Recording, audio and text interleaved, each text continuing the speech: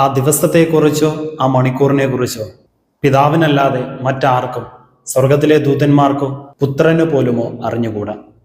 ഈശോയിലെ സ്നേഹം നിറഞ്ഞവരെ, ഏലിയാസ് ലീവ മൂശ കാലത്തിലെ 5-ാം ഞായറാഴ്ചയിലേക്ക് നമ്മൾ പ്രവേശിച്ചിരിക്കുകയാണ്.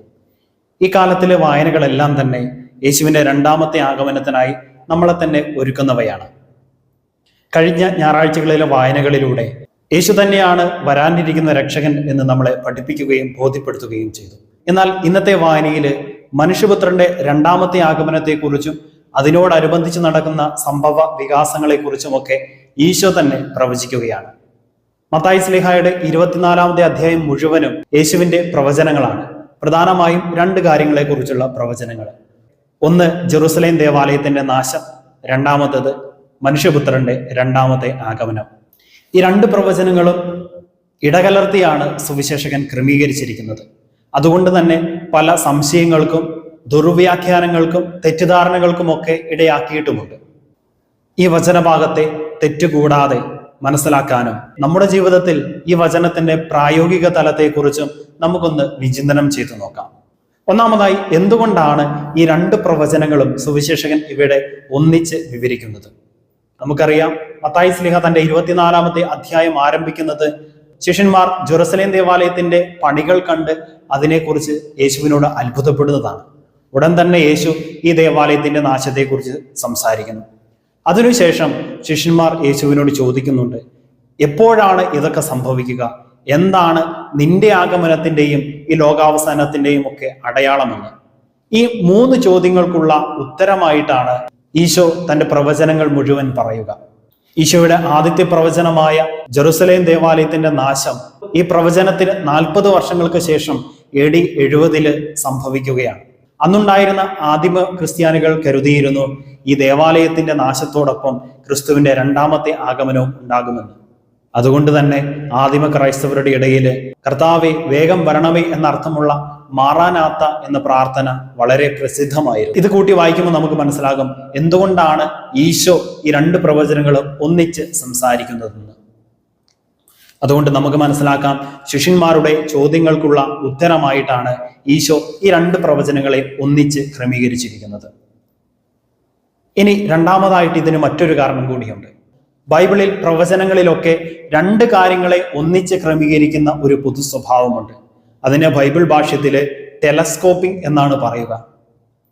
ഒരു പ്രവചനം അടുത്ത കാലത്ത് നടക്കുന്നതും രണ്ടാമത്തേത് വളരെ വിദൂരതയിൽ സംഭവിക്കേണ്ടതും. ഇവിടെ ജെറുസലേം ദേവാലയത്തെക്കുറിച്ചുള്ള പ്രവചനം ഉടനടി നടക്കുന്നു. എന്നാൽ മനുഷ്യപുത്രന്റെ ആഗമനത്തെക്കുറിച്ചുള്ള പ്രവചനം വളരെ വളരെ വിദൂരതയിൽ സംഭവിക്കേണ്ടതാണ്. ഒന്ന് മറ്റൊന്നിന്റെ മുന്നാസ്വാദനമാണ്. ജെറുസലേം ദേവാലയത്തിന് സംഭവിച്ചതുപോലെ തന്നെയാണ് മനുഷ്യപുത്രന്റെ ആഗമനത്തിലും ലോകത്തിന് മുഴുവൻ സംഭവിക്കാൻ പോകുന്നത് എന്നുള്ള ഒരു അറിയിപ്പ് കൂടിയാണ് ഈ പ്രവചനങ്ങളിൽ ഉൾച്ചേർന്നിരിക്കുന്നത്. നമുക്കറിയാം, യഹൂദർക്ക് ആകെ ഉണ്ടായിരുന്ന ഒരേ ഒരു ദേവാലയം ജെറുസലേം ദേവാലയമാണ്. അത് നശിപ്പിക്കപ്പെട്ട് കഴിഞ്ഞാൽ പിന്നീട് അവിടെ ആരാധനകളോ ബലിയർപ്പണങ്ങളോ പാപപരിഹാര അനുഷ്ഠാനങ്ങളോ ഒന്നും നടക്കുകയില്ല. ഇതുപോലെ തന്നെ മനുഷ്യപുത്രന്റെ ആഗമനത്തിലും ലോകാവസാനത്തിലും നമുക്ക് വീണ്ടും ഒന്ന് തിരുത്താനോ മറ്റൊന്നിനോ സമയം കിട്ടുകയില്ല എന്നൊരു സൂചന കൂടി ഈ വചനഭാഗം പറഞ്ഞു തരുന്നുണ്ട്. ഇനി നമുക്ക് ഈ വചനഭാഗത്തിന്റെ പ്രായോഗിക തലത്തിലേക്ക് വരാം. നമ്മൾ പലപ്പോഴും ലോകാവസാനത്തെക്കുറിച്ചും മനുഷ്യപുത്രന്റെ ആഗമനത്തെക്കുറിച്ചും തെറ്റിദ്ധരിക്കപ്പെടാറുണ്ട്. പലരും ഡേറ്റ് സഹിതം ഇന്ന കാലയളവിൽ ഇത്ര ദിവസം കഴിഞ്ഞാൽ ലോകാവസാനം ഉണ്ടാകുമെന്ന് പ്രവചിച്ചിട്ടുണ്ട്. ആ കാലത്തെയൊക്കെ നമ്മൾ അതിജീവിച്ച് കഴിഞ്ഞിട്ടുമുള്ളതാണ്. ഈശോ വളരെ വ്യക്തമായിട്ട് പറയുന്നുണ്ട്, ദൈവത്തിനല്ലാതെ പുത്രനോ ദൂതന്മാർക്കോ ആർക്കും എന്നാണ് ഈ ലോകാവസാനവും മനുഷ്യപുത്രന്റെ ആഗമനവും സംഭവിക്കുക എന്നറിയില്ല എന്ന്. പിന്നെ എങ്ങനെയാണ് സാധാരണ ഒരു മനുഷ്യന് ലോകാവസാനത്തെക്കുറിച്ച് പ്രവചിക്കാൻ സാധിക്കുക?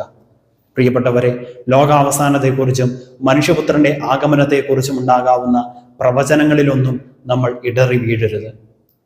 എന്നാൽ ഈ അടയാളങ്ങളൊക്കെ കണ്ടുകൊണ്ട് നമ്മൾ സദാ ഒരുങ്ങിയിരിക്കണമെന്ന് ഈശോ നമ്മളെ ഓർമ്മിപ്പിക്കുകയാണ്.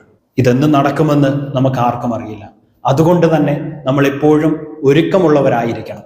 ഒരമ്മ ഏതു തിരക്കിനിടയിലും തൊട്ടിയിൽ ഉറക്കിക്കിടത്തിയിരിക്കുന്ന തൻ്റെ കുഞ്ഞിന്റെ ഞരക്കമോ മൂളിച്ചയോ ഒരു ചെറിയ കുറുകൽ പോലും തിരിച്ചറിയാവുന്ന വിധം വളരെ ശ്രദ്ധയോടെ പണിയിലേർപ്പെടുന്നത് പോലെ നമ്മളും വളരെ ശ്രദ്ധയോടെ യേശുവിൻ്റെ രണ്ടാമത്തെ വരവനായിട്ട് ഒരുങ്ങിയിരിക്കേണ്ടതുണ്ട്.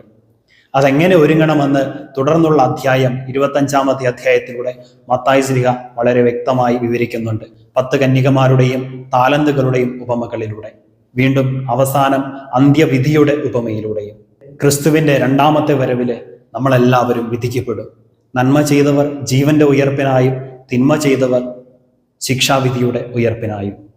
മരണമല്ല, മരണശേഷമുള്ള വിധിയെക്കുറിച്ചാണ് ഈശോ പറയുന്നത്. ക്രിസ്തുവിന്റെ രണ്ടാമത്തെ വരവിലുള്ള ഈ വിധിയുടെ സമയത്ത് നമുക്ക് വീണ്ടും മറ്റൊരവസരം ലഭിക്കുകയില്ല.